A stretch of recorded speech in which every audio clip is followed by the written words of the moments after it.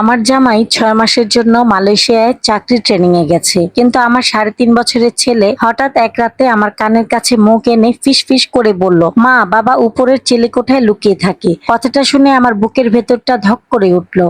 রাফি আমার স্বামী, 4 মাস ধরে মালয়েশিয়ায়। প্রতিদিন ভিডিও কলে কথা হয়। গত পরশু রাতেও তো আমাকে কুয়ালালামপুরের রাস্তা দেখাচ্ছিল। চারপাশে ঝলমলে আলো, উঁচু উঁচু বিল্ডিং, সবকিছু একদম স্বাভাবিক। আমি অবাক হয়ে ছেলের দিকে তাকালাম।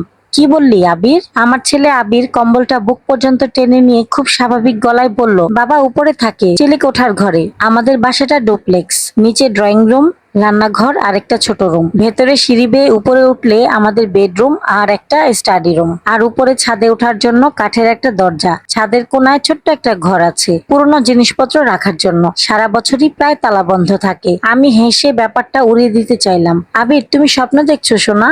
বাবা তো অনেক দূরে। আবির ভুরু কুঁচকে তাকালো। না মা, সত্যি। বাবা আমায় বলেছে কাউকে যেন না বলি। আমার বুকের ভেতরটা কেমন ঠান্ডা হয়ে গেল। তাহলে আমায় বললি কেন? ছোট ছেলেটা গলা নামিয়ে বলল, কারণ বাবা অনেক ভয় পায়। ওর কণ্ঠ কেঁপে উঠল। বাবা কাঁদে ও মা। আমি কিছুক্ষণ ছেলের মুখের দিকে তাকিয়ে রইলাম। এই বয়সের একটা বাচ্চা এত গুছিয়ে এমন গল্প বানাতে পারে না। নিজেকে বুঝালাম, বাচ্চারা অনেক সময় স্বপ্ন আর বাস্তব গুলিয়ে ফেলে। আমিও ওর মাথায় হাত বুলিয়ে দিলাম। আচ্ছা, এখন ঘুমাও। ঘর থেকে বের হয়ে করিডোরে দাঁড়াতেই আমার চোখ চলে গেল উপরে ওঠার কাঠের দরজার দিকে। শেষ কবে ওই ঘর খুলেছি মনে নেই। হয়তো শীতের কাপড় নামানোর সময়। অসম্ভব, ওখানে কেউ লুকিয়ে থাকবে। এটা একেবারেই অসম্ভব। কিন্তু সেদিন রাতে আমার আর ঘুম হলো না। বারবার কানে বাজতে লাগলো, বাবা অনেক ভয় পায়, বাবা কাঁদে। পরদিন শনিবার ছিল। আমি আবিরকে নিয়ে কাছের একটা শপিং মলে গেলাম। গেমস খেললো, বেলুন কিনলো, আইসক্রিম খেলো। সারাদিন এত হাসি খুশি ছিল যে আগের রাতের কথাগুলো প্রায় ভুলে গিয়েছিল। বাসায় ফিরে ও ঘুমিয়ে পড়ার পর আবার সেই দরজার দিকে তাকালাম। মনে হলো একবার দেখে আসি। আমি নিচ থেকে চাবিটা এনে উপরে উঠলাম। তালার উপর হালকা ধুলো জমে আছে। দেখে মনে হচ্ছে অনেক দিন কেউ ছোঁয়নি। দরজা খুলতেই ভেতর থেকে ভ্যাপসা গন্ধ বের হলো। মোবাইলের ফ্ল্যাশ জ্বালিয়ে চারদিকে তাকালাম। পুরোনো চেয়ার, ভাঙা টেবিল, কয়েকটা কার্টন আর অপ্রয়োজনীয় জিনিসপত্র। কেউ নেই। মেঝেতে ধুলো জমে আছে। কোথাও মানুষের পায়ের ছাপও নেই। নিজের উপরই রাগ লাগলো। আমি একটা ছোট বাচ্চার কথা শুনে সত্যি সত্যি চিলেকোঠা খুঁজতে চলে এসেছি। দরজা বন্ধ করে নিচে নেমে এলাম। রাত 9টার দিকে রাফি ভিডিও কল দিল।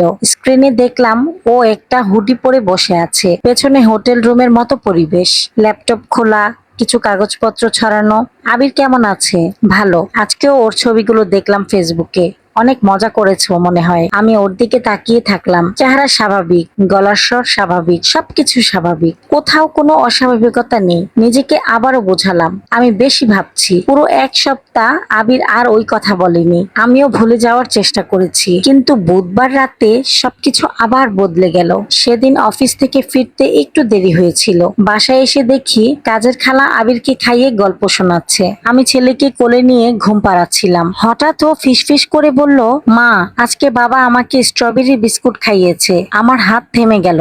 কি বললি? বাবা তুমি অফিসে যাওয়ার পরে নিচে নেমেছিল, আমার সাথে লেগো খেলেছে। আমার বুক ধরফর করতে লাগলো। আমি দৌড়ে রান্নাঘরে গেলাম। ক্যাবিনেট খুলতেই দেখি সত্যি স্ট্রবেরি বিস্কুটের প্যাকেটটা অর্ধেক খালি। আমি পরিষ্কার মনে করতে পারছি এটা কয়েকদিন আগে কিনে রেখেছিলাম, আবিরকে দেইনি। আমি কাজের খালাকে জিজ্ঞেস করলাম। সে কসম করে বলল বিস্কুট সে খেতে দেয়নি। সেদিন রাতে আমি এক ফোঁটাও ঘুমাতে পারিনি। পরদিন সকালে আবিরকে সামনে বসালাম। আবির, সত্যি করে বলো, বাবা কবে থেকে আসে? ও আঙ্গুল গুনতে গুনতে বলল, অনেক দিন। 10টা আঙ্গুল 2বার গুনলো। আমি হিসাব করে বললাম, 20 দিন। ও মাথা নাড়লো। হ্যাঁ। আমার বুকের ভেতরটা হিম হয়ে গেল। বাবা লুকিয়ে থাকে কেন?